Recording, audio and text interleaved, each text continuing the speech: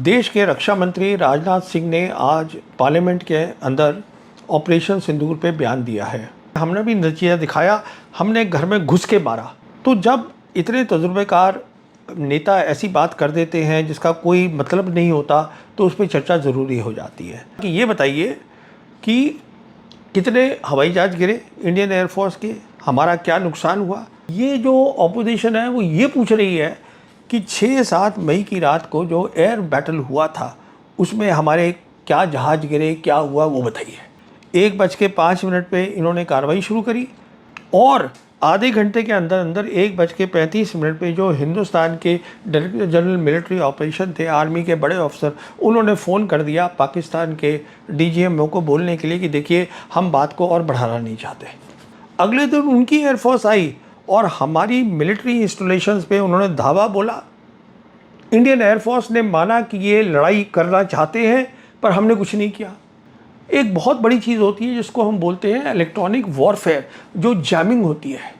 कि जो electronic warfare होती है, क्योंकि ये बहुत बहुत बड़ी चीज़ होती है, आपको दुश्मन का जो पायलट है वो कुछ सुन ही ना पाए, तो उसको उन्होंने उसमें आर्टिफिशियल इंटेलिजेंस डाला, उसको एक अलग लेवल पे ले गए। सिंदूर के 4 दिन के बाद दुनिया ने ये देखा कि पाकिस्तान जो है वो हिंदुस्तान फौज का मुकाबला कर सकता है लड़ाई में। और यही कारण है, आप देखिएगा कि वो जो जनरल आसिम मुनीर है वो सब लोग उससे मिल रहे हैं। डोनाल्ड ट्रंप ने उनको लंच के लिए बुलाया और जो है वो डोनाल्ड ट्रंप बार बार बोल रहे हैं कि मैंने लड़ाई रुकवा दी। 26 बार कोई बोल चुके हैं वो। और पाकिस्तान की जो आज जो फॉरेन पॉलिसी है, वो सब लोग पाकिस्तान से बात करना चाहते हैं। तमाम दोस्तों, बहनों और बुजुर्गों को अस्सलामुअलैकुम। नेशनल और इंटरनेशनल मीडिया पर जिल्लत और रुसवाई समेटने के बाद अब मोदी हुकूमत अपनी नेशनल असम्बली में भी बुरी तरह जलील हो रही है। भारत की ऑपोजिशन मोदी सरकार के बेबुनियाद दावों और जाली ऑपरेशन की बखिए बुरी तरह उधेड़ रही है। भारत की डिफेंस मिनिस्टर राजनाथ सिंह ने पाकिस्तान की चंद इमारत की तबाही का जिक्र तो बड़े जोरों शोर से किया, लेकिन अपने हजारों करोड़ के तैयारे गिरने पर मुकम्मल खामोशी इख्तियार कर ली। जब इनसे ट्रंप और इनके सीज फायर के दावों से मुतालिक पूछा गया तो भी इन्होंने राहे फरार इख्तियार की। दोस्तों, गोदी मीडिया तो अपने आकाओं की इस तजलील पर मुकम्मल खामोश है, ताहम चंद गैर जानिबदार सहाफियों ने भारतीय हुकूमत और अपनी नाअहल फौज को आईना दिखाने में कोई कसर नहीं रख छोड़ी। ऐसे ही एक बाकमाल और निडर सहाफी परवीन सहानी भी हैं, जिन्होंने राजनाथ सिंह को इनके झूठे बयान पर आड़े हाथों लिया और सही से इनके दावों की धज्जियां उड़ा दी। दोस्तों, आप भी सुनिए कि दी फोर्स मैगजीन के editor Parveen Sahani Indian air force और मोदी हुकूमत के बारे में क्या कहते हैं। देश के रक्षा मंत्री राजनाथ सिंह ने आज पार्लियामेंट के अंदर ऑपरेशन सिंदूर पे बयान दिया है। तो राजनाथ सिंह बहुत ही सुलझे हुए तजुर्बेकार पॉलिटिशियन हैं, देश के रक्षा मंत्री हैं, उनको मालूमात है कि हिंदुस्तान की फ़ौज में क्या हो रहा है, सब जानते हैं। तो जब इतने तजुर्बेकार नेता ऐसी बात कर देते हैं जिसका कोई मतलब नहीं होता, तो उस पर चर्चा ज़रूरी हो जाती है। तो उन्होंने 2-3 ऐसी बातें कह दी हैं जिस पर चर्चा ज़रूरी है। पहली बात, सन 1971 की जो लड़ाई हुई थी हिंदुस्तान पाकिस्तान की जंग, उसको उन्होंने कंपेयर कर दिया, तुलना कर दी उसकी ऑपरेशन सिंदूर से। बोले कि 71 की लड़ाई के अंदर जो बीजेपी लीडर थे वाजपेयी, उन्होंने लड़ाई के बाद जो प्राइम मिनिस्टर इंदिरा गांधी थी उनको मुबारकबाद दी, पर ये नहीं पूछा कि ये बताइए कि कितने हवाई जहाज गिरे इंडियन एयरफोर्स के, हमारा क्या नुकसान हुआ। उन्होंने सिर्फ नतीजा देखा और मुबारकबाद दी। तो इशारा इस तरफ था कि मोदी सरकार ने ऑपरेशन सिंदूर किया, हमने नतीजा दिखाया। पर ये जो ऑपोजिशन है वो ये पूछ रही है कि 6-7 मई की रात को जो एयर बैटल हुआ था उसमें हमारे क्या जहाज़ गिरे, क्या हुआ, वो बताइए। तो इसको सिर्फ नतीजा देखना चाहिए। तो कहने का उनका मतलब ये था कि वाजपेयी में बहुत बड़प्पन था और ये जो है इन लोगों में वो है नहीं। मैंने बताया ना, ये मिसाल गलत है। 3 कारण से मिसाल गलत है। पहली बात, 71 की लड़ाई हुई थी हिंदुस्तान और पाकिस्तान की फ़ौज के बीच में। ऑपरेशन सिंदूर वो नहीं था। ऑपरेशन सिंदूर में हमने अपनी एयरफोर्स, अपनी पूरी मिलिट्री, तीनों सर्विसेज को लगाया टेररिस्ट इंफ्रास्ट्रक्चर के ऊपर, पाकिस्तान की फ़ौज के ऊपर नहीं। तो पहली बात तो ये हो गई। दूसरी बात, उस समय प्रधानमंत्री इंदिरा गांधी ने नतीजा दिखाया। एक नया मुल्क बनाया लड़ाई के बाद, जो आज भी कायम है, जिसका नाम बांग्लादेश है। अब यहाँ पे राजनाथ सिंह कह रहे हैं हमने भी नतीजा दिखाया, हमने घर में घुस के मारा। क्यों मारा? जिससे कि सबक मिले पाकिस्तान को कि ये जो उनकी टेररिज्म है वो चलेगी नहीं। पर वो तो माने नहीं। मैं आपसे अभी बात कर रहा हूँ, ये खबर आई है कि कश्मीर में ऑपरेशन महादेव चल रहा है इस समय, टेररिस्ट का ऑपरेशन। और आईजी कश्मीर रेंज है, इनका नाम है विधि बिरदी। इन्होंने कोई 1 घंटा पहले लोकल मीडिया को बताया है कि ऑपरेशन चल रहा है टेररिस्ट का, काउंटर टेरर ऑपरेशन, और उसमें इंडियन आर्मी भी इन्वॉल्व है, पैरामिलिट्री भी है, पुलिस भी है। तो आप मुझे बताइए वो कहाँ डरे। अच्छा, तीसरी बात जो है, जो सबसे बड़ी बात है, नॉट ओनली इंदिरा गांधी ने बांग्लादेश क्रिएट किया। जब ये सब बात हो रही थी तो उनके सलाहकारों ने आके प्रधानमंत्री को बोला, देखिए अमेरिका प्रेशर डाल रहा है कि आप कुछ मत करिए। उनका जो 9th जहाजी बेड़ा है नेवी का, वो बे ऑफ बंगाल में पहुंच गया है। मिसेस गांधी ने कहा मुझे उसकी परवाह नहीं है, मैं अपनी कार्रवाई पूरी ख़त्म करूंगी। उन्होंने बांग्लादेश बुलाया, वो डरी नहीं। उन्होंने ये नहीं कहा कि आप रुक जाइए, इसको ऑपरेशन को आप और आगे नहीं ले जाएंगे। अब ऑपरेशन सिंदूर में क्या हुआ, राजनाथ सिंह हमें बताते हैं। 1:05 पे इन्होंने कार्रवाई शुरू करी। जो 9 टारगेट थे टेररिस्ट इंफ्रास्ट्रक्चर, पीओके और पाकिस्तान में 2 टेररिस्ट इंफ्रास्ट्रक्चर के ऊपर इंडियन एयरफोर्स का इस्तेमाल किया, जो कि पंजाब में थे, वो मुरीद के और भावलपुर के अंदर।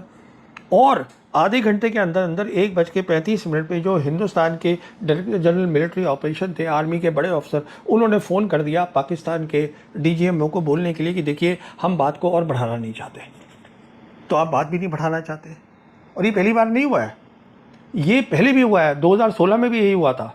हमने हिंदुस्तान की लोगों को बाद में बताया कि हमने कोई सर्जिकल स्ट्राइक करी है, पहले वहाँ बता दिया उसके पाकिस्तान की डीजीएमओ को कि हम लड़ाई बढ़ाना नहीं चाहते। यही कार्रवाई हुई 2019 में। हमने एयरफोर्स इस्तेमाल करी उनके टेररिस्ट इंफ्रास्ट्रक्चर के ऊपर। अगले दिन उनकी एयरफोर्स आई और हमारी मिलिट्री इंस्टॉलेशंस पे उन्होंने धावा बोला। इंडियन एयरफोर्स ने माना कि ये लड़ाई करना चाहते हैं, पर हमने कुछ नहीं किया। और वही बात अब फिर हो गई। तो अब सवाल ये है कि इसमें तुलना क्या हुई। और जहाँ तक वाजपेयी का ताल्लुक है, अब उन्हीं को देख लीजिए जब वो प्रधानमंत्री थे।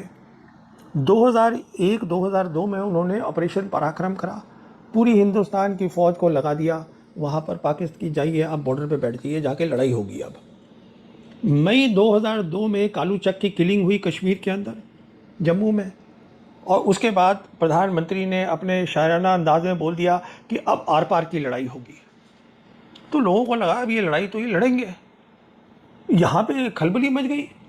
यहाँ साउथ ब्लॉक के अंदर जो उनके सलाहकार थे, national security adviser Brajesh Mishra, उन्होंने फ़ौरन फ़ोन किया American national security adviser Condoleezza Rice को, उनको मीटिंग से निकाला, उनसे ये दरख्वास्त करी कि देखिए आप वो बताइए प्रेसिडेंट बुश को कि जनरल मुशर्रफ से बात करें और बात को कम करें, टेम्परेचर्स को। ये सारी बात कॉन्डोलीसा राइस ने अपनी किताब में लिखी है, नो हायर ऑनर्स। तो ऐसा क्या है ये बीजेपी लीडर्स में, आप शुरू करते हैं फिर लड़ाई भी नहीं लड़ते। तो पहली बात तो ये थी कि ये मिसाल ही गलत थी, इसकी तुलना नहीं होनी चाहिए थी। अच्छा, दूसरी बात, राजनाथ सिंह ने हमें ये बताया संसद के पार्लियामेंट के थ्रू कि मोदी सरकार ने पूरी फ्रीडम दी हुई थी आर्म्ड फोर्सेस को कि आप जो है तय करिए कैसे करेंगे, क्या करेंगे, टारगेट्स वगैरह सब कुछ बताया था। पर ये भी ठीक नहीं लगता।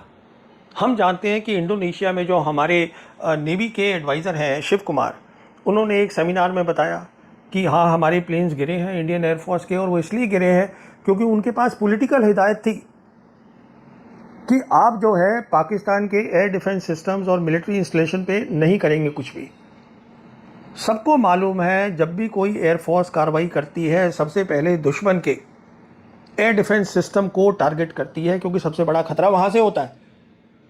तो आपने बोल दिया एयरफोर्स को कि आप वो करेंगे ही नहीं, क्योंकि ये तो बहुत ही गलत बात है। अगर आप इंडियन एयरफोर्स को इस पे पाबंदी लगाएंगे कि आप सब एयर डिफेंस सिस्टम पे अटैक नहीं करेंगे, मिलिट्री इंस्टॉलेशन पे अटैक नहीं करेंगे, तो ये तो एक बहुत सीरियस मामला है जिसके बारे में ये क्लैरिफिकेशन करनी चाहिए, क्योंकि ये हमारी एयरफोर्स की, इंडियन एयरफोर्स की मोराल के बारे में बात है। ये क्लैरिफिकेशन रक्षा मंत्री को करनी चाहिए। अच्छा, अब बात हो रही है कि क्यों ऑपोजिशन पूछ रही है प्लेन्स के बारे में, बाकी और क्यों नहीं पूछ रही। देखिए उसका भी एक कारण है।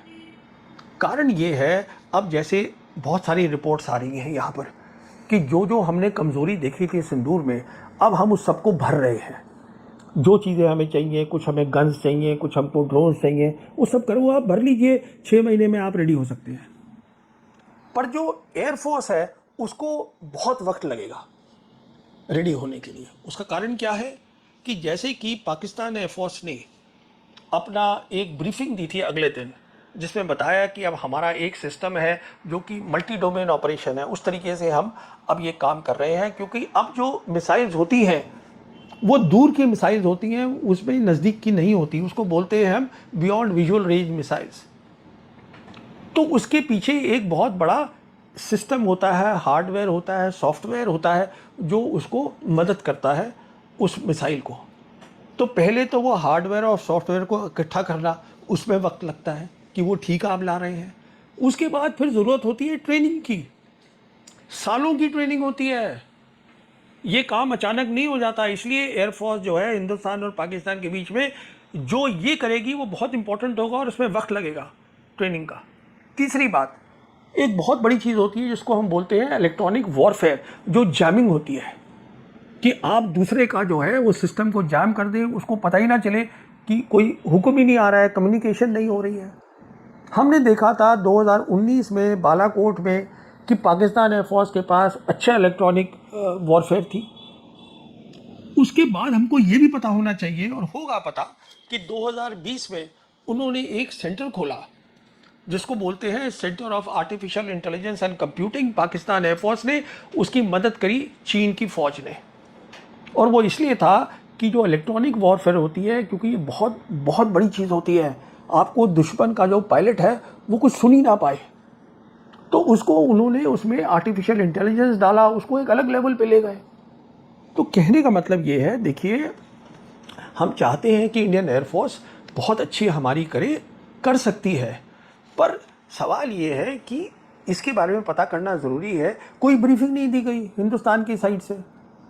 अच्छा, उसी का नतीजा ये हुआ, उन लोगों ने तो ब्रीफिंग दे दी 8 तारीख को, बता दिया कि साहब हमने ये किया था। उसके बेसिस पर पूरी दुनिया में, और राजनाथ सिंह ने भी इसका जिक्र किया है कि वो अलग अलग अखबारों में लिखा गया, उन्होंने ये किया वो किया। भाई वो क्योंकि एयर वॉर बहुत ज़रूरी चीज़ होती है। अब मैं आपको एक बहुत इम्पॉर्टेंट बात बताना चाहूँगा। देखिए, ये बात को समझना है हमको, जो 71 की लड़ाई हुई थी और हिंदुस्तान, मिसेस गांधी ने बांग्लादेश बनाया था, तो एक बहुत बड़ी चीज़ सामने आई दुनिया के, और वो ये चीज़ थी कि हिंदुस्तान की जो सैन्य शक्ति है वो पाकिस्तान से ज़्यादा है। ऑपरेशन सिंदूर में वो ख़त्म हो गई है। जो वहाँ बना था वो यहाँ ख़त्म हो गया है, क्योंकि यहाँ पर सिंदूर के 4 दिन के बाद दुनिया ने ये देखा कि पाकिस्तान जो है वो हिंदुस्तान फ़ौज का मुकाबला कर सकता है लड़ाई में।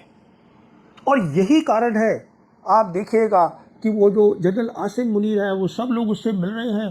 डोनाल्ड ट्रंप ने उनको लंच के लिए बुलाया, और जो है वो डोनाल्ड ट्रंप बार बार बोल रहे हैं कि मैंने लड़ाई रुकवा दी, 26 बार कोई बोल चुके हैं वो। और पाकिस्तान की जो आज जो फॉरेन पॉलिसी है, वो सब लोग पाकिस्तान से बात करना चाहते हैं। उसका कारण ये है कि जो चीज़ हमने तब बनाई थी वो आज यहाँ पे उसका बहुत बड़ा नुकसान हो गया।